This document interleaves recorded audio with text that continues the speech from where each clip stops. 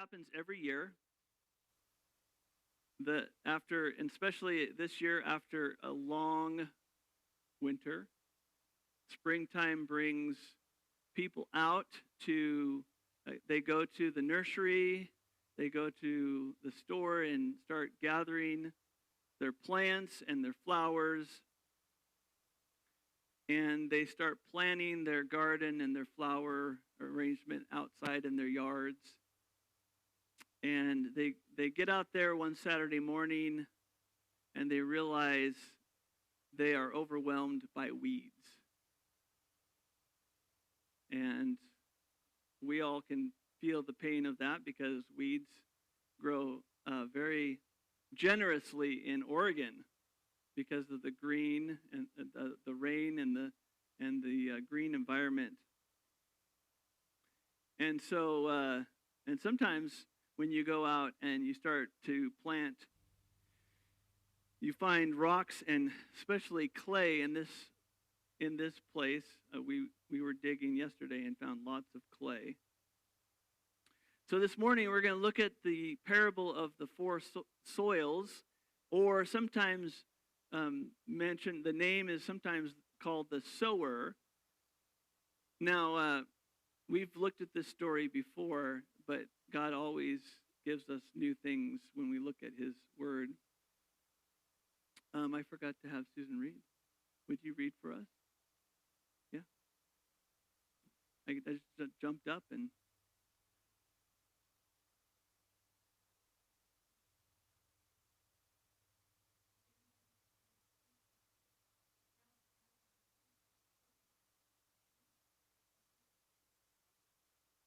While all the people were along the shore at the water's edge, he taught them many things by parables, and in his teaching said, "Listen, a farmer went out to sow his seed. As he was scattering the seed, some fell along the path, and the birds came and ate it up. Some fell on rocky places, where it did not have much soil. It sprang up quickly, because the soil was shallow. But when the sun came, the plants were scorched, and they withered because they had no root. Other seed fell among thorns, which grew up and choked the plants, so that they did not bear grain. Still other seed fell on good soil.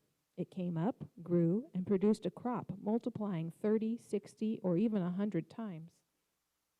Then Jesus said, "He who has ears to hear, let him hear." When he was alone, the 12 and the others around him asked him about the parables. He told them, "The secret of the kingdom of God has been given to you. But to those on the outside, everything is said in parables, so that they may be ever seeing, but never perceiving, and ever hearing, but never understanding. Otherwise, they might turn and be forgiven." Then Jesus said to them, "Don't you understand this parable? How then will you understand any parable?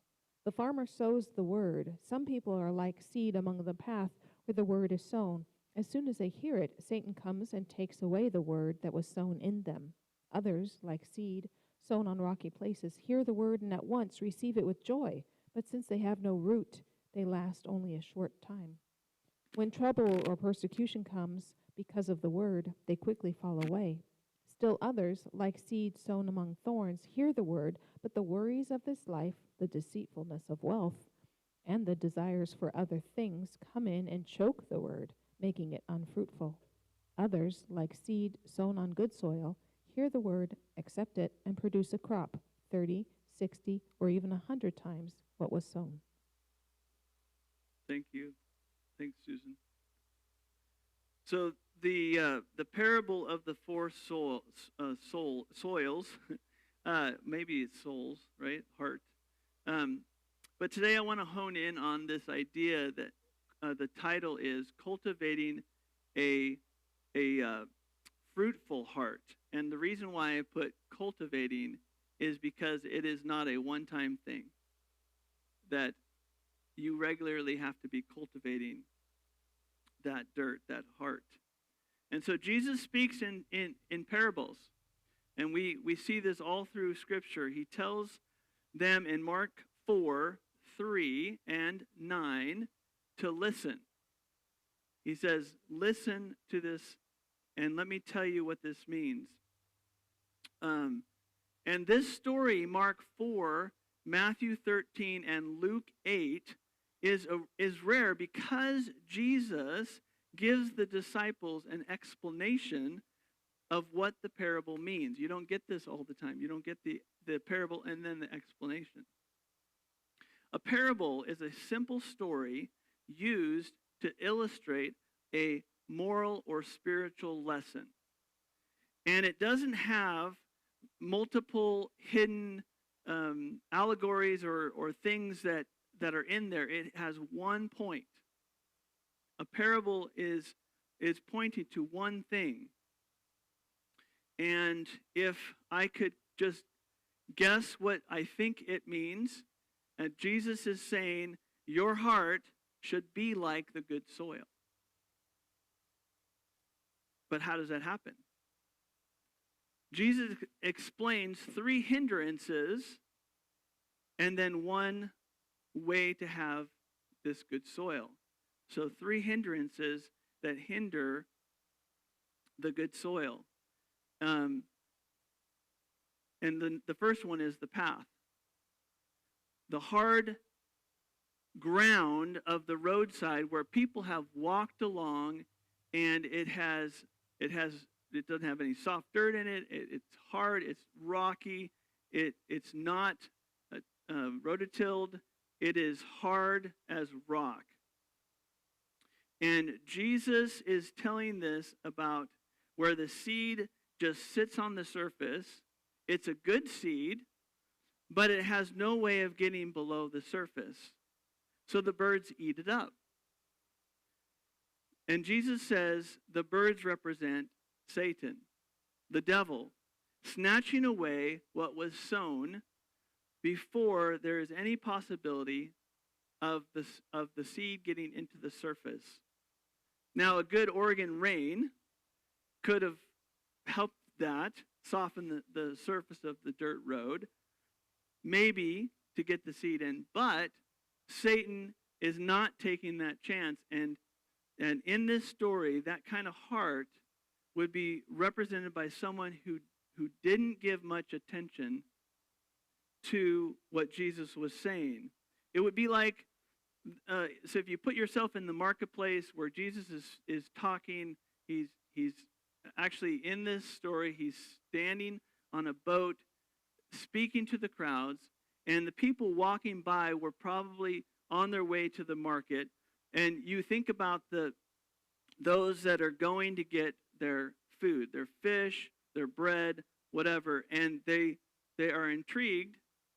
They stop for a minute, but they continue to walk by, not listening to Jesus and letting it soak into their heart. And so maybe that was that person that would walk by, hear the word, have a little bit of interest, but then keep going. They could try listening and following Jesus, but they saw how difficult Jesus and the disciples were getting. They were getting hardship and trouble, and people were criticizing them, and they didn't want to mess with that trouble. And so when I think about this, I think about James 1, 2 through 4, and how difficulties come in life, and we see them as difficult, and we don't want to go through those trials, and so we take the easy road. James 1, 2 through 4 says, "Consider it pure joy, my brothers and sisters, whenever you face trials of many kinds." But I think we have that on the screen, right? Okay, it's just not showing up here. "Because you know that the testing of your faith produces perseverance. Let perseverance finish its work so that you may be mature and complete, not lacking anything," being fully mature and complete. It's like getting the rototiller out and getting all those rocks out of the dirt.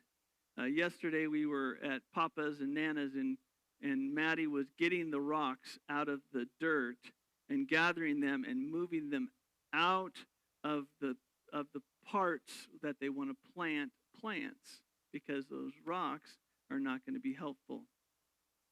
And so dealing with the difficulties and getting those difficulties out of the way. Not avoiding them, but getting them out of the dirt so you can grow. The second ground was the ground of the thorns. I'm sorry, the rocky ground. When did I skip this? Sorry. That was the path. Let's back up. So the path was the first one, and Satan stole it. So let's back up, because we have all these turkeys in our neighborhood, right? We got about 16 turkeys. And Debbie and Rod planted these really nice plants out here in the flower beds before Easter. And these 16 turkeys, I don't know if all of them got into those planters, but they pulled those plants up continuously. And I would go out there. I tried to put a sprinkler system in there and turn it on like when they would be there, and it wouldn't scare them away. And so I got a fence, put a fence around that, wouldn't get them out, wouldn't keep them out. And they just kept coming in and destroying the plants and taking them out. And so that's why we need this verse, Ephesians 6:10 through 11. Finally, be strong in the Lord, and in his mighty power put on the full armor of God, so that you can take your stand against the devil's schemes. That is,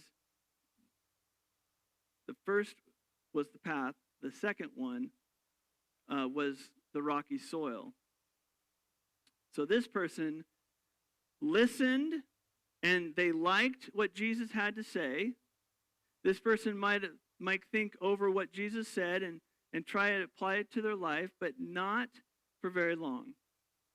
Being a follower of Jesus was not easy, and this was too much work. It was very unpopular with the authorities, not worth the trouble in the long run. And so the person that was the boat captain of the boat that Jesus was standing on would probably fit into this category. He's willingly listening. He's listening to what Jesus is saying. He's taken the disciples and Jesus out on the boat, and Jesus is addressing the crowd, and he's got this front seat of Jesus' message.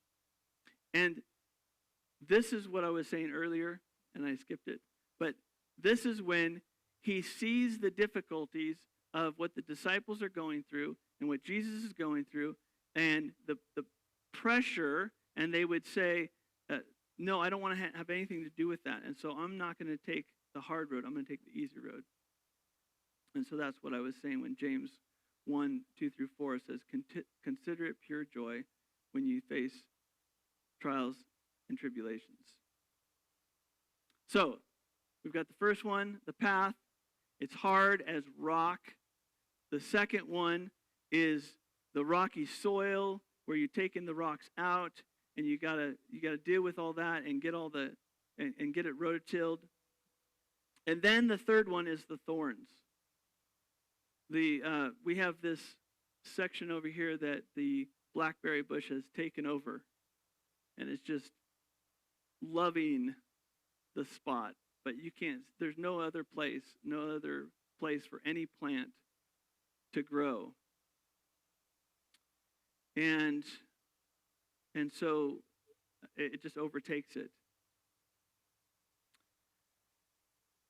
And this person who hears the word is actually goes into the soil, but everything else in life takes priority. This seed goes into the soil, but there is no room for the seed to grow.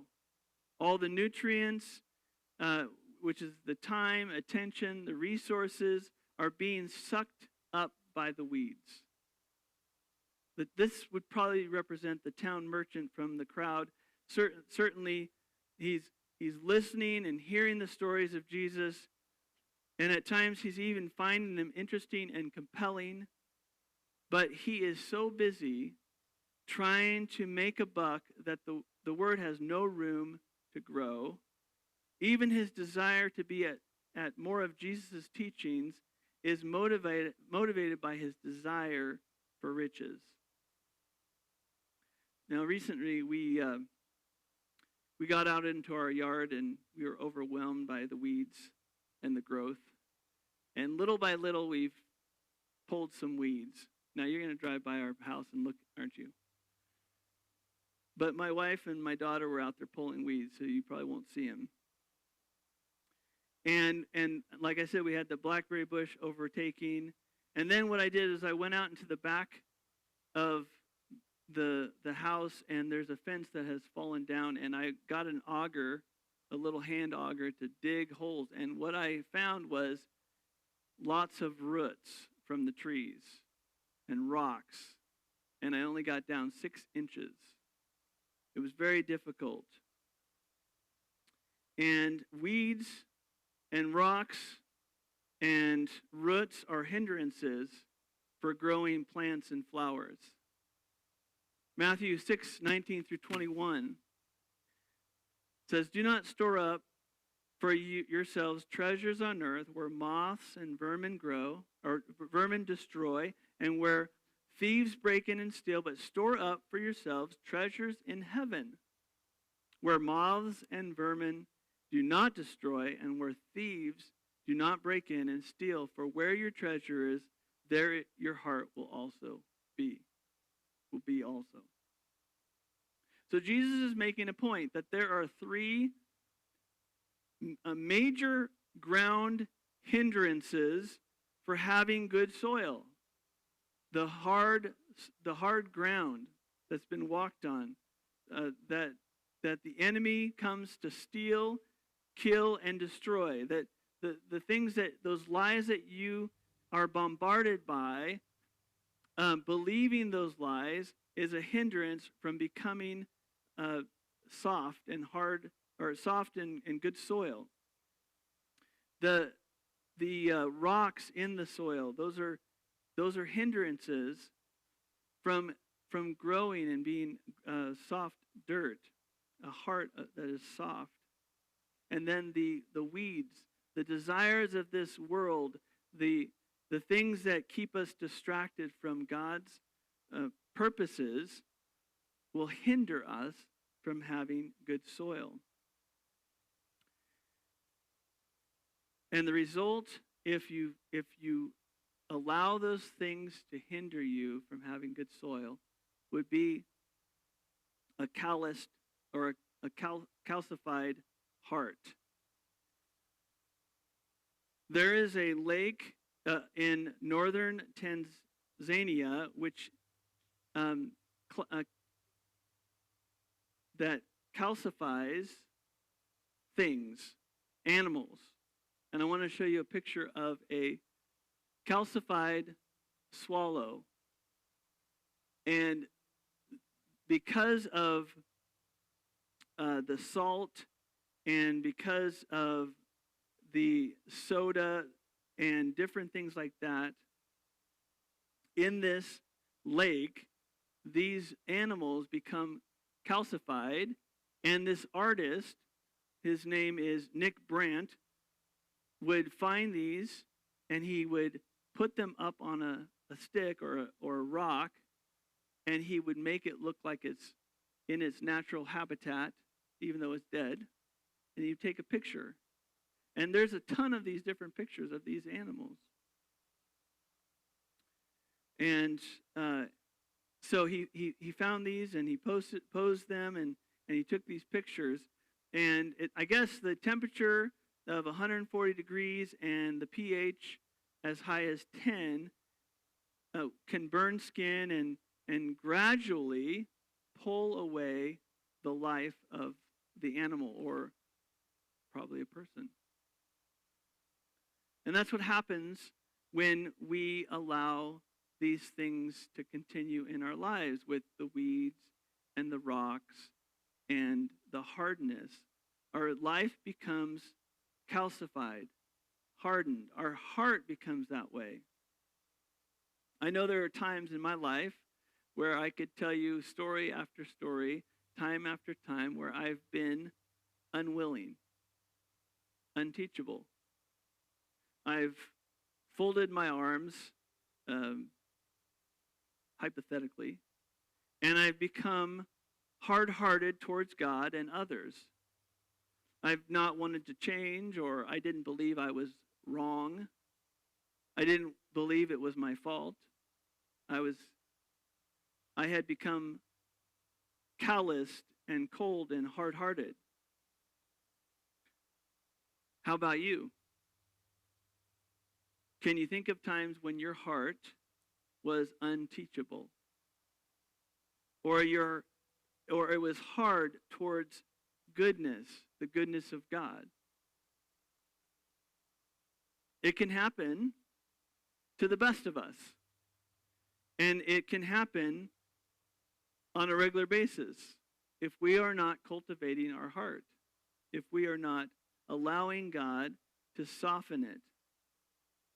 So we need to cultivate the ground of our heart as a daily act, asking God to teach us and then listen and obey. So a teachable heart asks the question, what have I done wrong? Or, Lord, how is my heart? Is it right? Is my heart soft or is it hard, like the path? Is it soft or is it got rocks and thorns in it? Or is it like the deep, soft, enriched soil that is described in this passage, in this parable? Now, the good soil. This is what Jesus is talking about, the soil that is good. And the reason why it's good is because it's prepared in advance for the seed. Someone has rototilled. Someone has pulled the weeds. Someone has taken the rocks out of it. Someone has put in manure and good stuff to make it grow. And then has watered it and has allowed the sun to shine on it. And so the good soil takes effort. It's a process. And it takes time to grow. But sometimes the surface is as hard like the road when you first start, but someone has to put the work into it. And God will help soften the heart. He will help soften and prepare the dirt. But God cannot do that unless the heart is willing. If the heart is unwilling and stubborn, that heart has to be willing to soften it. And He is willing to soften our hearts.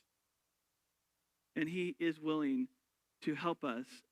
And He is speaking to us and telling us how to do that. And that's why Jesus says, if you have ears to hear, let him hear. It's our choice to let Him in.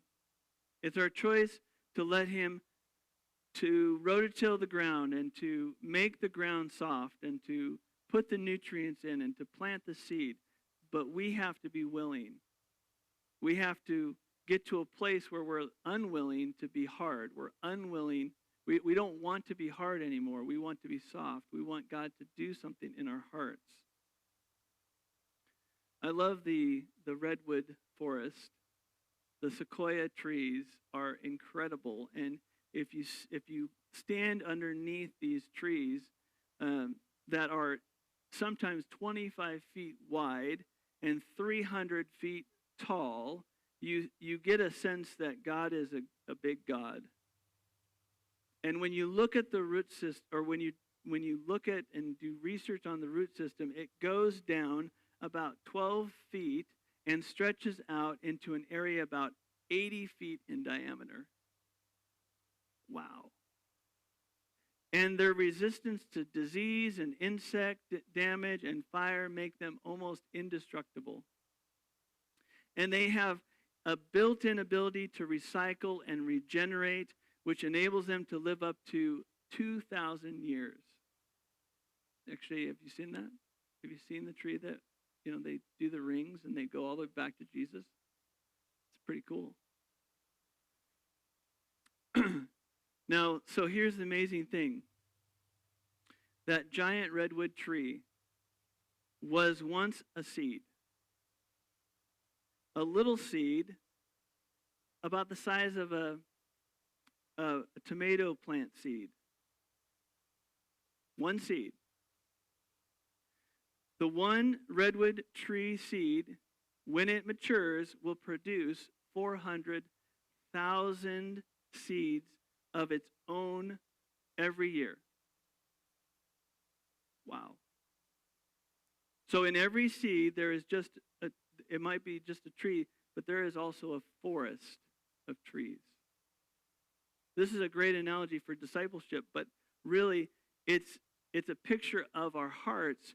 If there is softness in our hearts, if there is softness in the soil, if there's good soil in our heart, then there will be growth.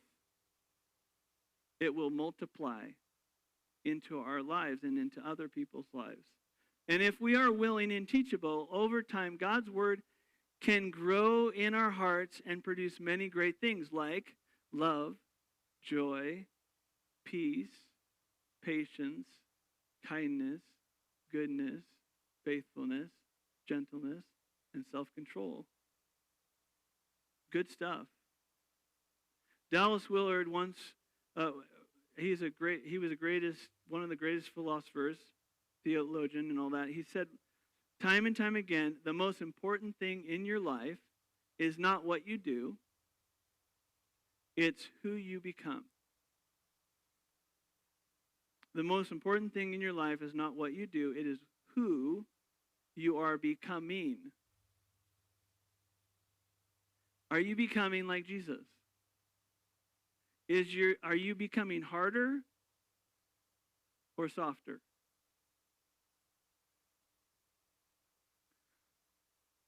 Who are you becoming? How much energy, thought, motive, and consideration is fueling your becoming today? Is Jesus fueling that? Is Jesus working on that? That's softening your heart? In the early 1900s, in the South, there was an agricultural economy which was in trouble due to the boll weevil destroying that bug that was destroying the cotton crops. And George Washington Carver, a brilliant scientist, he reintroduced crop rotation. And he encouraged farmers to plant peanuts to revive the soil. However, the lack of the peanut market led to rotting crops. Frustrated, Carver sought guidance from God through prayer. He had a habit of waking up early in the morning about 4 a.m., and he would go through the woods walking and asking God for wisdom. And he circled Job 12:7-8, which encouraged seeking knowledge through or from nature. So he'd look at nature and he'd ask God, what does it mean? And he asked God why he made the universe and the earth and mankind. But God replied that his mind couldn't comprehend the answers. But he continued to ask God about the plants, and God granted him the mystery of peanuts, of the peanut. God gave Carver, after studying its components and recombined them based on compatibility, temperature, and pressure, in 1921, Carver testified before the House Ways and Means Committee, astonishing them that with over 300 uses for the peanut. Right? Peanut butter. He demonstrated its versatility, including applications with glue, soap, cosmetics, and more. And Carver's breakthroughs were not mere human ideas, but God's ideas, which have the power to change history. And so Carver's story serves as a reminder of the value of seeking God's guidance in a teachable, humble way, giving him credit, obviously, but seeking his wisdom because he is the creator and he knows how it all works, right? But Carver's soft heart allowed him to grow and make a significant impact on the world. And so, if you want to have a soft heart, if you want to make an impact, if you want to grow, if you want to mature, then you need to have a soft heart. You need to be teachable. Have you ever seen those people that it just seems like if you just threw seeds into their heart, it would just burst like a chia pet. It would just grow, like they're just so soft and teachable and ready. That's what Jesus is talking about here. That your heart needs to be ready and prepared for the seed. Do you want to be like that? You have a choice. A person with compassion, when we talk about someone who talk about the heart, a person with compassion is without compassion. Is heartless. But we encourage them to have a heart. Our deepest hurts, when we deal with our deepest hurts, what do we call that? We call that heartaches. And when we have broken relationships, we are brokenhearted. And we call courageous soldiers, we call them brave-hearted. But when we see someone with truly evil coming out of their lives, we say that they are black-hearted. Saints, they have hearts of gold. Deep conversations, when you have those with your friends, they're heart-to-heart talks. When we're on vacation, we feel lighthearted. And when we truly love someone, we love them with all of our heart. But when we lose the passion of life, we say, my heart's just not in it. And so in the end, it doesn't matter how well we have performed or what we have accomplished. A life without a heart is not worth living. A soft heart. An open heart to God's voice. A teachable heart. The heart that we begin to learn to listen to his voice and follow him and obey. That's the heart that Jesus is talking about here.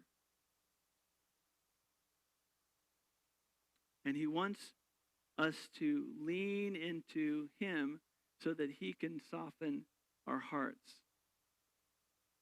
Jesus talked about him being the vine and we are the branches. And if we stay in him, we will produce fruit.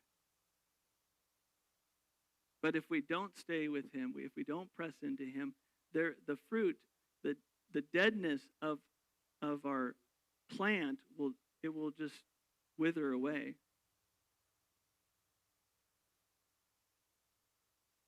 And so Jesus is saying, look, the hindrances, the hard path, the rocky soil, the thorns, don't allow those hindrances to make you calloused and hard and calcified, but let me soften you up and make a difference in this life. I'll end with this story. This last week, I got a call. This was really cool because I just know that God orchestrates things. And if we're sensitive to him, if we're listening to him, we can decide whether we want to be a part of his kingdom or not. We can say yes or no. We can obey him, follow him, and get this joy that comes out of that. or we can say, you know what, I'm going to do my own thing.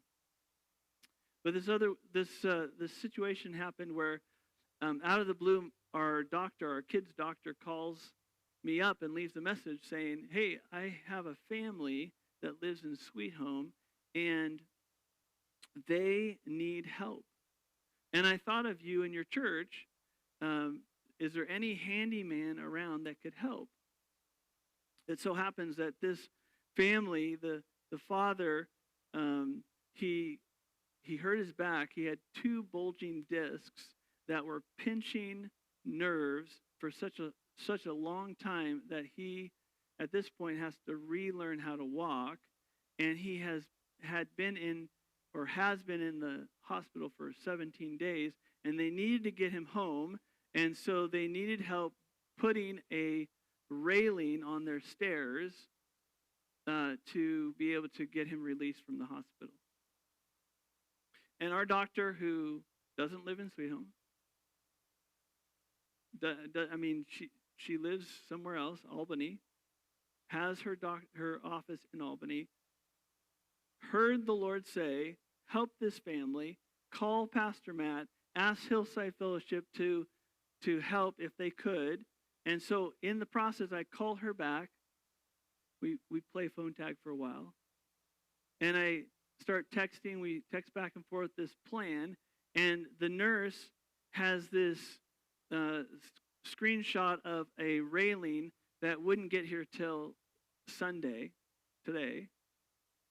And so I asked, well, does this need to be ASAP? And she said, yes, they need to get him out of the hospital. And so it so happens that I have a railing that I had never installed sitting around my house, and I didn't realize that God wanted to use that railing for such a time as this. So I suggested it to them, and they offered to buy it from me, and I said, well, we could go halvesies. And the next thing I know, they send money to pay for it. And I put a beacon out to ask for help, and Cody and Toby and I went over there just the next morning, and we put this railing in. In 40 minutes, we were done.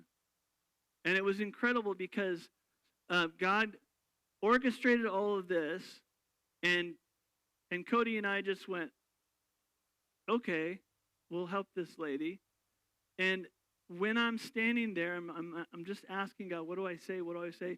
She gives us these big hugs and just with tears in her eyes, and she's just so grateful. And I look at her and I say, God loves you. Because it's incredible that he asked this doctor, that we don't even go to this doctor really because our kids are grown, or at least Maddie's not, but most of our kids don't go to this doctor. She's in Albany. She's a believer. She heard the Lord say, do this. She calls me up. I so happen to have a railing. We go and do this, and we have this opportunity to tell this lady that she is loved by God. Because she is. And because of the softness of our doctor and nurse's heart, they heard the Lord, they obeyed the Lord, they did what he asked him to do, and God blessed it. Will we see that lady in this church? I don't know. But does she know with tears in her eyes that God loves her? Yes. Because she saw it in action. How amazing it was to see God's hand in this. His timing was impeccable, and his heart cares deeply about people in need. And he wants to use us and you guys and me to practically show his love to others. But if we don't have a soft heart, if it's full of weeds of this world, if we have hard heart because we're unwilling, then he can't use us. And so the question is, are you cultivating the soil of your heart